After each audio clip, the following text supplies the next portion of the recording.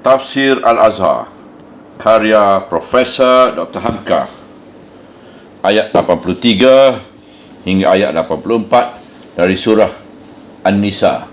Bismillahirrahmanirrahim. Wa idza ja'ahum amrun minal amni awil khawfi adha'u bih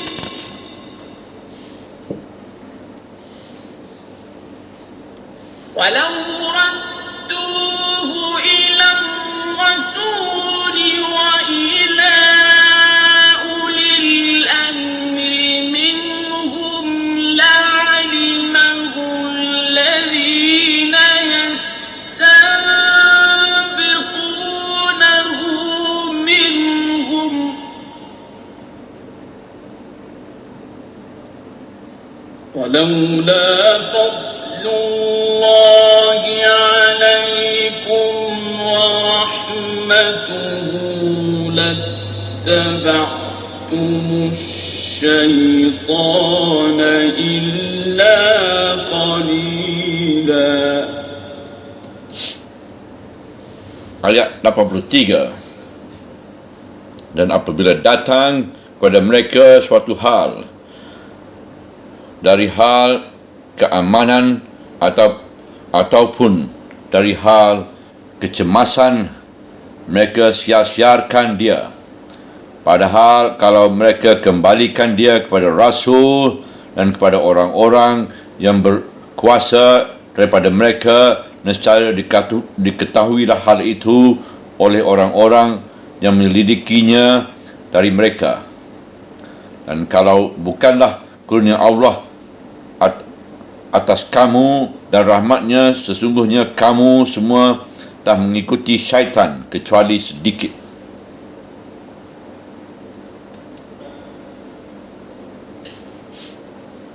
فقاتل في سبيل الله لا تكلف إلا نفسك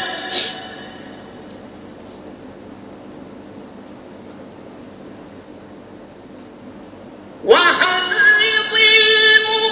المؤمنين عسى الله أن يكف بأس الذين كفروا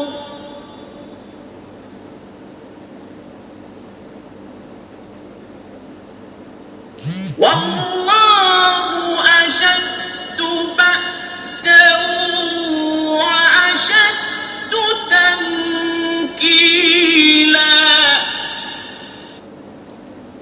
Ayat 84. Maka berperanglah pada jalan Allah, tidaklah diberati melainkan diri engkau sendiri, dan ke arah dan kerahkanlah orang-orang yang beriman. Mudah-mudahan Allah akan menyekat kegagahan orang-orang yang kafir itu. Dan Allah adalah terlebih gagah dan terlebih ngeri siksanya. Setengah dari perangai orang banyak ialah suka sekali membicarakan soal-soal kenegaraan dan mengambil kesimpulan sendiri, bukan kerana adanya rasa tanggungjawab, melainkan kadang-kadang hanya untuk menunjukkan bahawa mereka pun tahu. Di sinilah pangkal bisik desus yang tidak berujung pangkal, sehingga kabar yang sahasta jadi sedepa. Dan bagaimanapun teraturnya jalan pemerintahan, namun golongan yang tidak puas mesti ada. Walaupun yang mereka rasakan tidak puas itu telah memikul kewajipan, mesti mereka pikul kalau mereka hendak bernegara dan bermasyarakat. Misalnya tentang berperang. Kalau musuh telah mengancam, negara mesti siap perang. Bahkan mesti perang. Orang-orang yang jiwanya terbelakang memandang perang itu mengusik kesenangan mereka. Mereka ini pun mengeluh, lama-lama berbisik-bisik, mencari teman yang sama-sama tidak puas. Di sinilah sebabnya maka banyak soal-soal negara yang penting yang menjadi buah bisik golongan yang tidak puas. Ini ada di mana-mana, baik dahulu ataupun sekarang, dan ini pun ada di zaman Nabi. Dan perbuatan ini dalam pandangan agama termasuk munafik. Inilah yang akan dicela pada ayat yang telah kita tafsirkan ini. Dan apabila datang kepada mereka suatu hal dari hal keamanan ataupun dari hal kecemasan, mereka siar-siarkan dia. Pangkal ayat 83. Selama 10 tahun Rasulullah SAW berada di Madinah, tidaklah sunyi-sunyi daripada berita yang menyenangkan atau mencemaskan.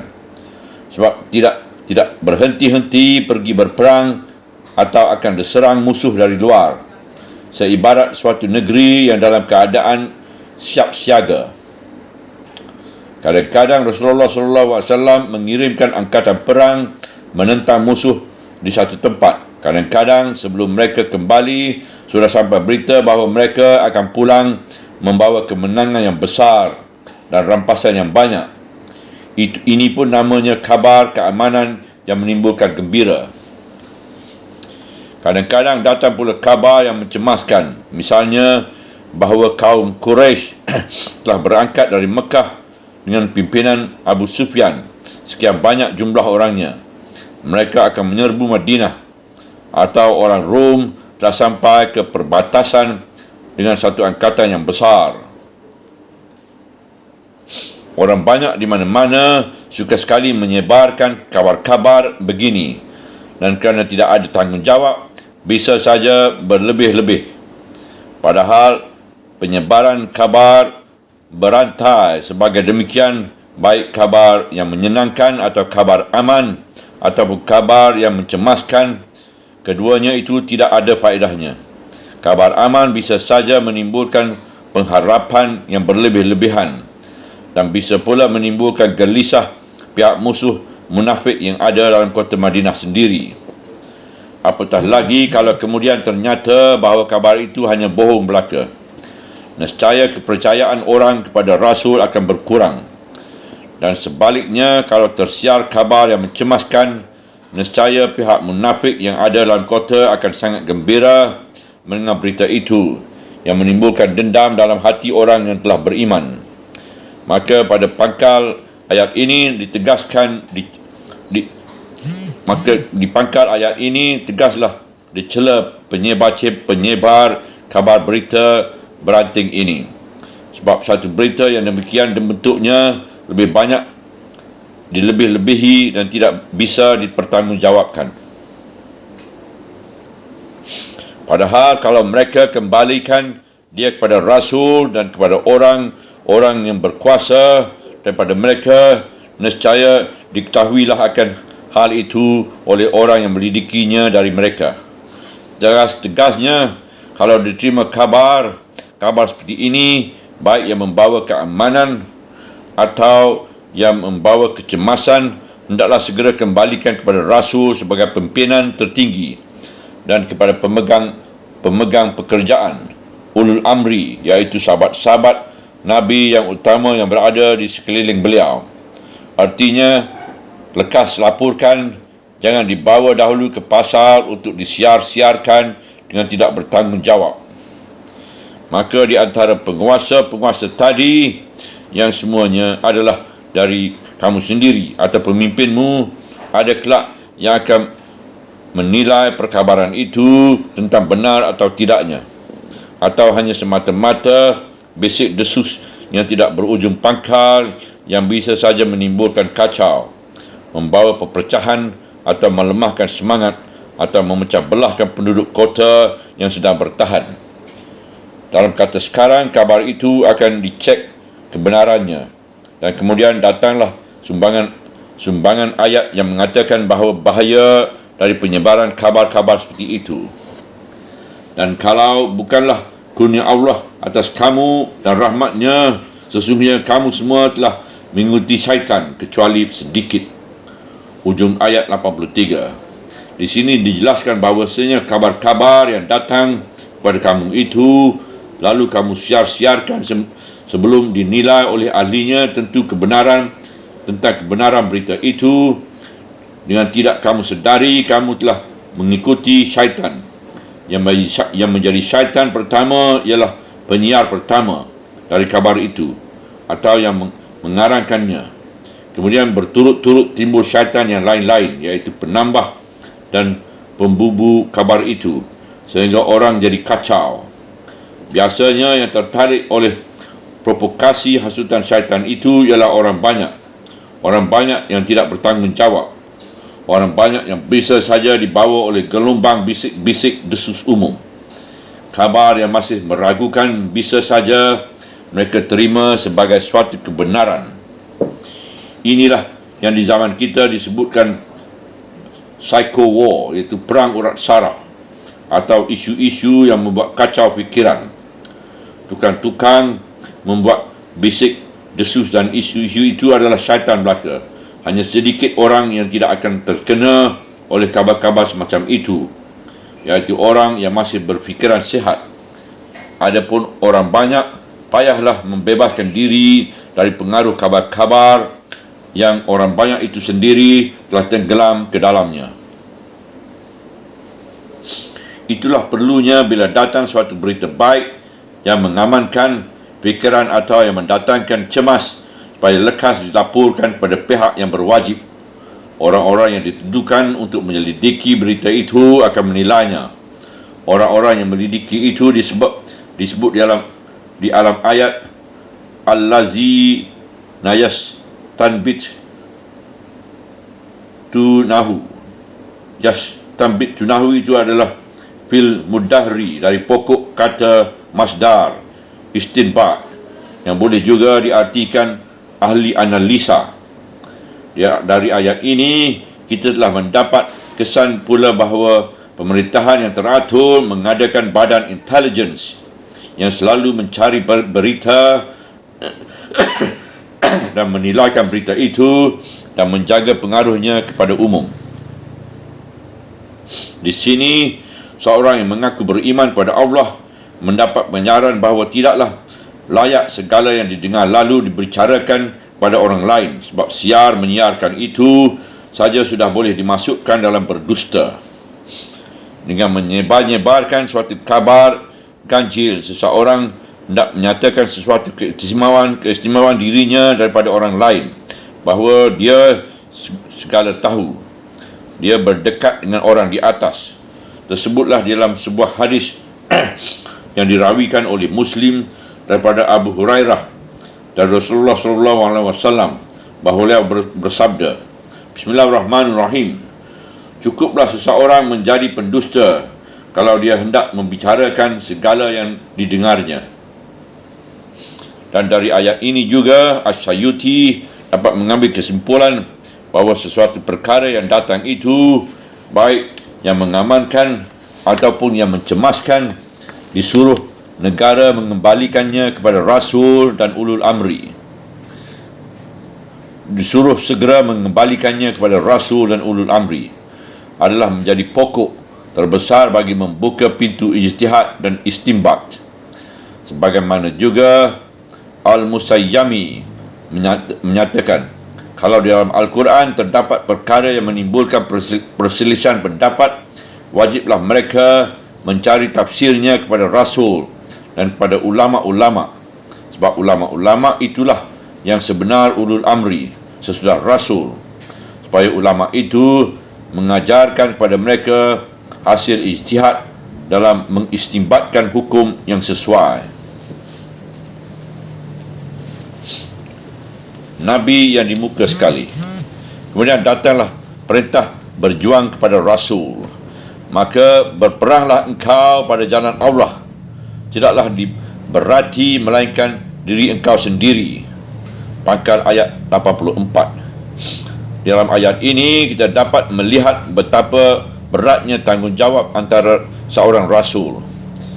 Menurut penelitian ahli tafsir, susunan wahyu di ayat ini ada hubungannya dengan ayat-ayat yang sebelumnya. Sekarang itu terdapat bukan sedikit orang yang munafik. Meskipun demikian, namun perjuangan dan peperangan mesti diteruskan. Jangan ragu melihat keadaan demikian. engkau sendiri terlebih dahulu mengerahkan dirimu. Jangan dahulu engkau mengajak orang lain sebelum engkau sendiri benar-benar sedari benar-benar bahawa engkau adalah orang pertama yang akan memimpin. Asal telah engkau bulatkan tekadmu bahawa perang ini akan engkau lanjutkan jua walaupun seorang diri, nescaya Allah akan menolong engkau. Bukan tergantung kepada bilangan tentera, melainkan kepada pertolongan Tuhan sendiri. Dengan demikian, walaupun ada yang munafik, engkau tidak akan merasa kecewa sebab dirimu telah mempunyai tekad yang bulat. Kalau hatimu sudah sampai dengan bulatnya, dengan sendirinya kelak dari kalangan pengikutmu yang banyak itu akan ada yang bersedia berdiri di sampingmu menghadapi segala bahaya. Itulah orang yang beriman. Tetapi kalau engkau mulai menyatakan diri, kawan yang sepaham itu tidak akan timbul, sehingga kemunafikan juga yang akan mempengaruhi suasana. Setelah tekad diri sendiri bulat, datanglah kelanjutan, dan kerahkanlah orang-orang yang beriman. Melihat tekad bulat pimpinannya, orang-orang yang beriman tidak akan ragu-ragu lagi mengikut apabila mereka dikerahkan. Di saat itu suara si munafik dan pengecutan mereka tidak akan bisa lagi mempengaruhi suasana. Ayat ini memberi ajaran kita betapa pentingnya kebesaran semangat memegang komando tertinggi dalam suatu peperangan. Pemimpin sendiri orang satu-satunya yang ingin melanjutkan perang walaupun sendirian. Dalam sekalian sejarah peperangan Nabi, dapat kita lihat betapa beliau sendirilah yang menjadi orang pertama memegang inisiatif dan di barisan muka. Dalam perang Badar, beliau langsung mengerahkan orang-orang yang beriman menyerbu musuh yang 3 kali lebih banyak. Dalam peperangan Uhud, keluarlah perkataan beliau yang terkenal, kalau seorang rasul telah melekatkan pakaian perangnya, pantang baginya menanggalkannya sebelum Allah menentukan siapa di antara kedua belah pihak yang akan menang. Dalam peperangan Khandak, beliau sendiri turut menggali lubang parit pertahanan yang penting itu. Meskipun usia beliau telah meningkat 60 tahun, namun peperangan ke Tabuk yang terkenal, betapa kesukaran yang dihadapi, beliau sendiri yang memimpinnya. Dan ingatlah perkataan beliau ketika hendak memenuhi janji dengan Abu Sufyan sesudah peperangan Uhud, bahawa tahun depan mereka akan bertemu kembali di Badar. Nabi menyanggupi janji itu, tetapi beberapa orang di antara tenteranya mundur hatinya kerana dipertakutkan oleh Nu'aim bin Mas'ud al-Asy'ari yang mendapat upah menyebar berita menakut-nakutkan itu oleh Abu Sufyan. Waktu itulah Nabi bersabda, "Demi Tuhan yang memegang diriku dalam tangannya, aku mesti pergi menemui Abu Sufyan di Badar walaupun seorang diri." Lihat tafsir juzuk 3 surah Ali Imran ayat 173. Berkata Ar-Razi dalam tafsirnya, ayat ini membuktikan bahawa Rasulullah itu memanglah yang segagah-gagah hamba Allah dan orang yang paling arif taktik peperangan. Tidaklah Tuhan akan mendatangkan wahyu demikian menyuruh pergi berperang walaupun sendirian, melainkan kerana Tuhan yang maha tahu bahawa nabinya itu memang seorang yang gagah perkasa.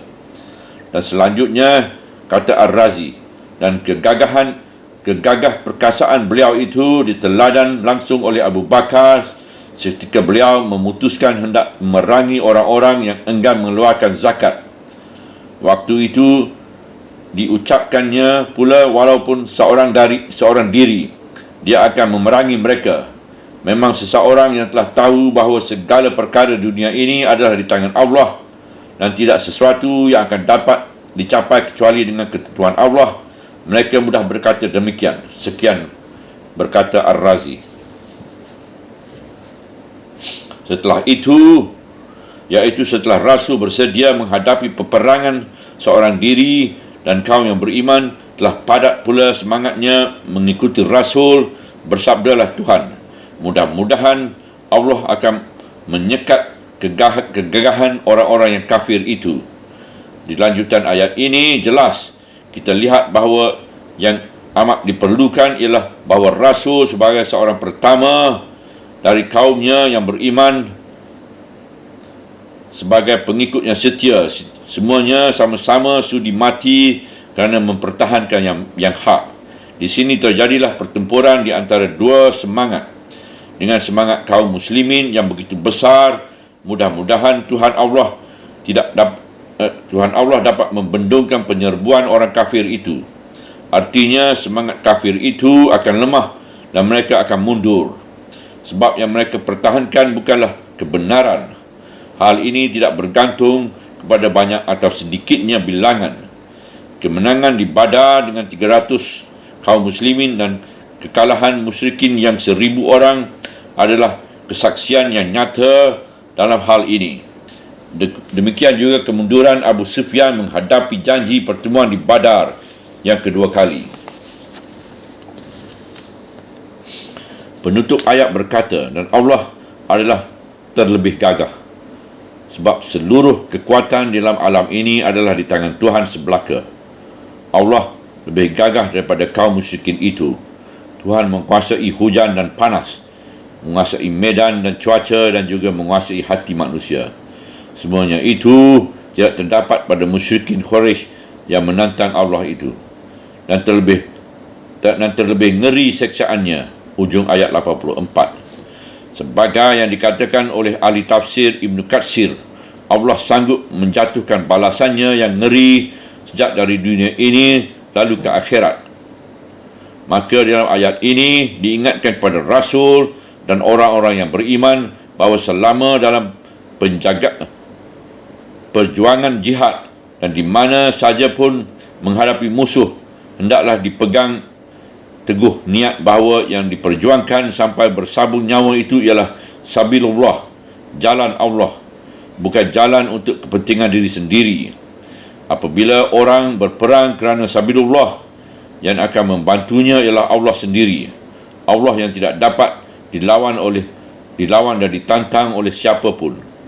Dalam ayat ini bertemulah perangsang kegagah perkasaan untuk Rasul dan ummahnya dan penggentar bagi musyrikin yang melawannya.